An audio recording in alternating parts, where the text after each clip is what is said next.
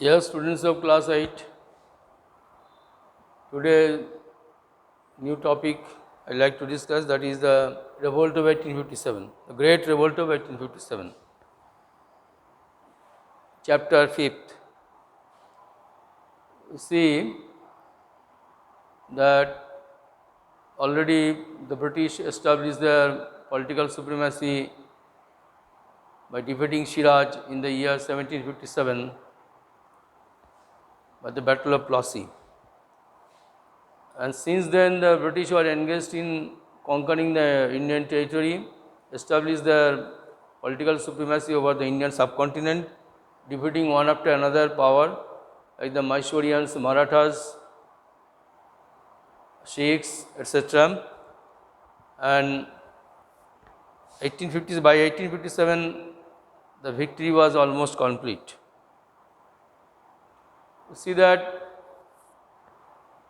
a series of revolts began against the British oppressive rule, namely the Wahhabi, Farazi uprising, Indigo uprising, and the tribal revolts like the Santal, Pole, Bhil, Munda revolt, which happened before the 1857, before the Great Revolt of 1857.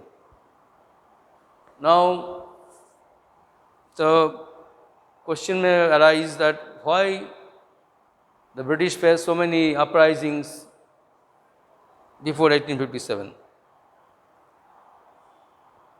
We see that the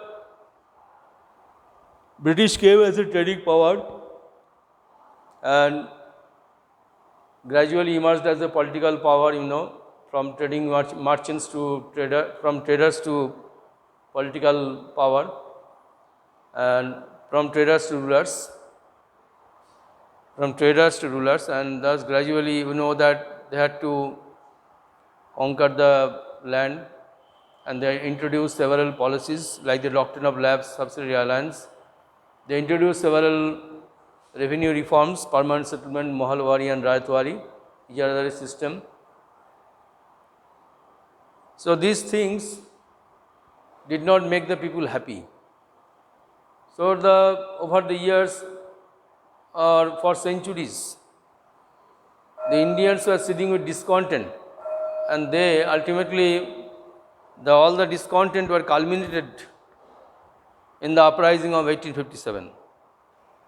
The accumulated grievances of the Indian people, it actually expressed in the form of Great Rebellion of 1857. Now, what are the causes? There are political, social, religious, economic and military or direct cause of the revolt of 1857.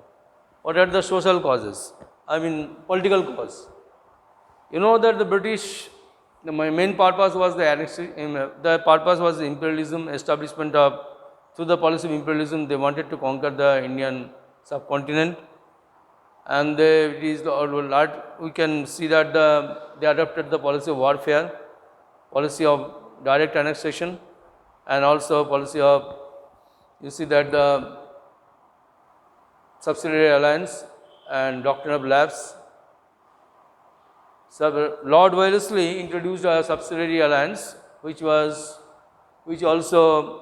through this policy he conquered many actually Indian rulers, native rulers, signed the treaty and became the friend of or ally of the Britishers. Similarly, the Dalhousie introduced the doctrine of lapse, which deprived the many rulers of their kingdoms, because that previously there is I discussed it earlier, the many Indian rulers see that by the Indian law, Hindu law, could adopt an heir if they did not have any natural heir. But British Dalhousie actually introduced the system by which that no Indian ruler would be able to adopt an heir without the permission of the Britishers. So similarly, Rani Jhansi Bai lost his kingdom, and many other Nagpur, Jhansi, Udaipur, Sambalpur, and many other rulers lost their kingdom because the British annexed their kingdom one after another. See that Dalhousie also abolished the pension of Nana Sahib. Bajirao II, in the last Maratha Peshwa, Bajirao II's son was Nana Sahib, adopted son of course, and he enjoyed the pension which was abolished by Dalhousie. Naturally, it caused discontent in the minds of the native rulers like Jhansi, Lakshmibai, Nana Sahib, etc. Nana Sahib of Kanpur and Lakshmibai of Jhansi. See that in this way, thus we see the feudal lords, the native rulers, they were united now against the British power. It is meanwhile another important thing is that Dalhousie also ordered that Bahadur Shah Jafar's, that is the last Mughal emperor, Bahadur Shah Jafar's palace was to be shifted from Red Fort to Mehrauli. And Lord Canning also declared that after the Bahadur Shah, his successor would not be able to adopt the title emperor. So this was a great humiliation for the Muslim rulers, last Mughal rulers, and they did not accept it. You see that in this way, Nana Sahib, Tatia Tope, we see that also the Bahadur Shah Jafar too, and also Aoud, which was a very loyal state, which adopted signed the subsidiary alliance, now also revolted against the British because Dalhousie decided to annex Aoud. So Begum Hazrat Mahal from Aoud revolted against the British power, and Begum Hazrat Mahal, you know that many other similarly, Bakht Khan from Delhi and many other similar leaders who are very loyal in the beginning revolted against the British power. Now, these are the political causes, social and religious cause. The British introduced several reforms in India. For example, abolition of Satidaho, which was it was the movement organized by Ram Mohan Rai, and British supported it and introduced the Widow Remarriage Act, abolition of Satidaho Pratha, a custom in the year 1829. We know that similarly many other similar, you know that the laws are introduced. Widow Remarriage Act by Lord Canning. The movement was organized by Ishwar Chandra Vidyasagar in the year 1856, Widow Remarriage Act. So this Satidaho system, abolition Satidaho and also Widow Remarriage Act, when the British introduced the laws, the conservative section of Indians were dissatisfied, and they actually did not like this interference of the British in the Indian traditions and customs. Similarly, we see that the introduction of railways by Lord Dalhousie in 1853, railway lines or railways, also dissatisfied the Indians, because in the same compartment all the caste, even the Brahmins, had to travel with the other lower caste people. Similarly, moreover, the many Indians, it is feared that the Christian missionaries were converting the Indians to Christianity. By 1815, an act was passed by which it was very made easy, and the Indians, so conversion of the Indians to Christianity made them very unhappy. These are the social and religious cause. Introduction of English also you may take as a important cause. You know, Lord William Bentinck introduced the English official language 1835.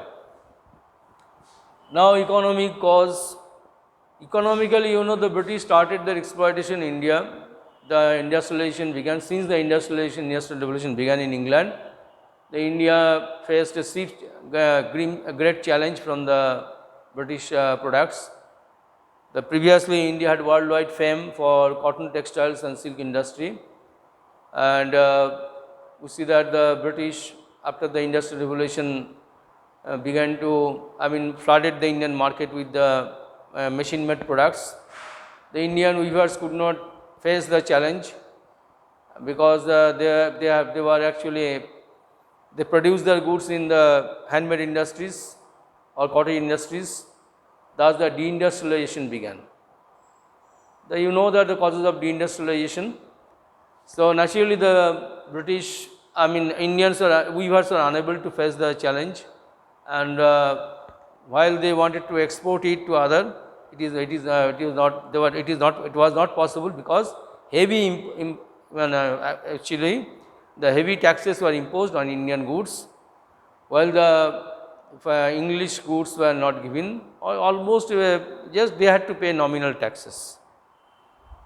So we see that moreover the British introduced several revenue settlements, right, starting from Yaradari, permanent, Mahalwari, Rayatwari. I discussed it earlier, how these revenue settlements deprived the peasants of their basic right to land.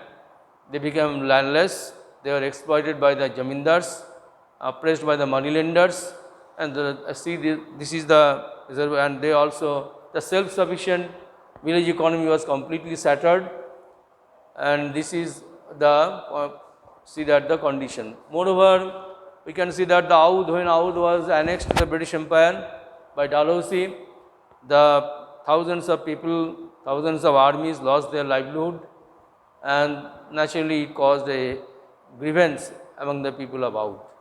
They also later joined the mutiny. Now, military cause. The sepoys, Indian sepoys were not given just given less wages. They are not given any promotion, and they were actually discriminated. The Indian sepoys are compelled to give service in the foreign land, to fight wars for the British power in the foreign land. By the General Service Enlistment Act of 1856, they are compelled to go to the foreign land or outside India, and there is a belief that if they cross the seas, it is actually crossing the seas was anti-religious, and it is called Kalapani. So that was the belief of the Indian people. The people are very conservative, and they did not accept it. This is the reason, and moreover, we see that this is moreover the direct cause was, or immediate cause was, the introduction of Enfield rifle. A new type of rifle was introduced. It was known as Enfield. The bullet was, before actually a new type of bullet, was to be inserted in it. Before inserting in the rifle, it was to be torn off by teeth, and there was a rumor spread that the cover of the cartridge was smeared or greased with the fat of cow and pig.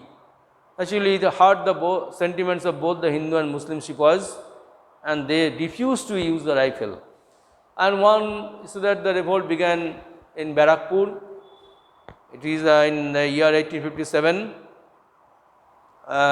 We see that Mangal Pandey refused to use the rifle, and he first revolted.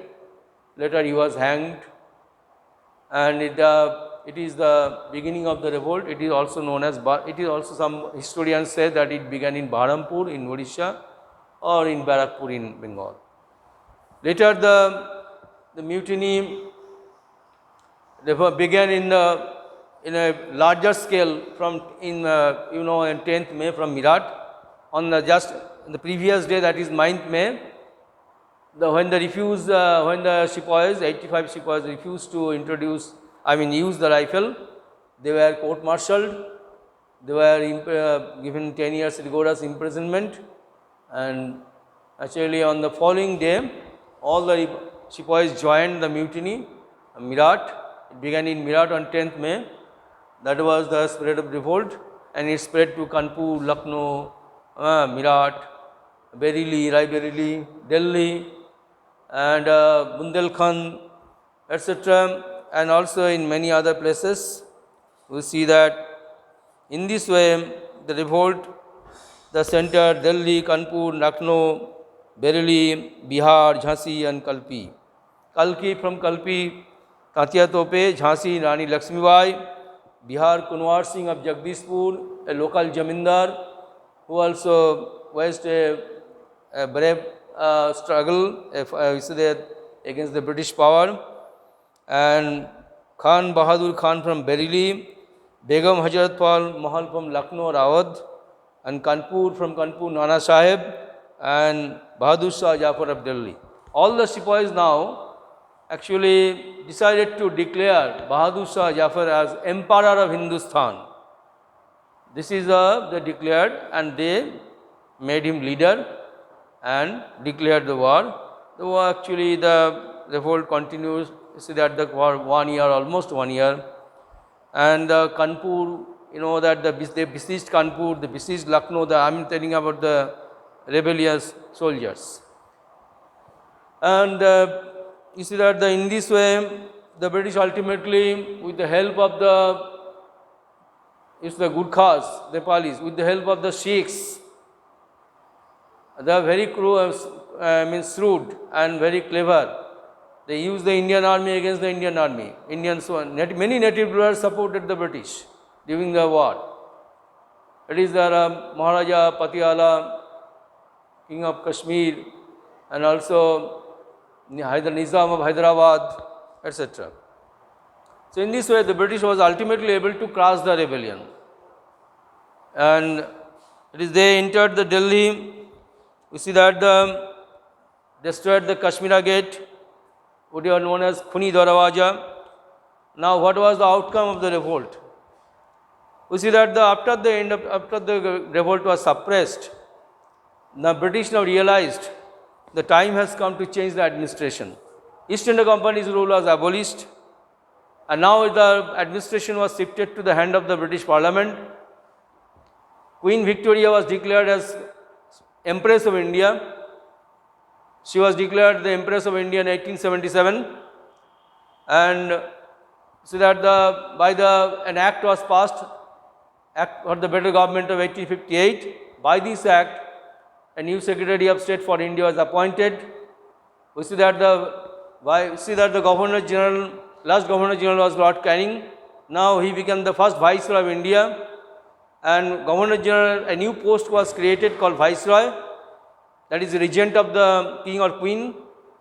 So Lord Canning became the first Viceroy of India. He was the last Governor General during